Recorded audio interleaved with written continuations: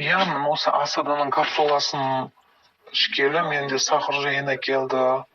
Сол сахардың дәрісін көп іше бергеннен асқазандарым ауыратын, сондай беттеріме жара шыққан еді. Осылардың бәрі жоқ болып кетті. Кейін жүрсем басым айналатын. Сахарда білесіз ғой, көңіл айнеді, адамның тамақ жегісі келмейді, ұйықтай береді, сондай. Мынаны қалай азанда кешке бір капсуладан іштім. Солай мына өмірге деген құлшынысым да басқаша болып не қалды. Бұл психологически әсер етеді екен ғой, сахарный диабет.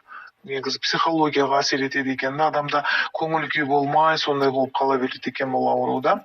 Бірақ Құдайдың арқасы шығар, мен осы капсуланы ішіп, қазір жап-жақсы болып қалдым. Аяқтарым ауырып мұздай беретін еді, жүрсем табандарыма бірдеңе батқан ұқсайтын еді, соның бәрі жоқ болып кетті осы капсулада. Осы өмір деген компаниядан аласыз, апай. Бірақ өкінбейсіз, мен 3 ай іштім. Мен қазір жолда жүріп кетіп баратып, мен құлап кететін әдетім бар еді. Басым айналып, мына сахардан иммунитет түседі екен ғой.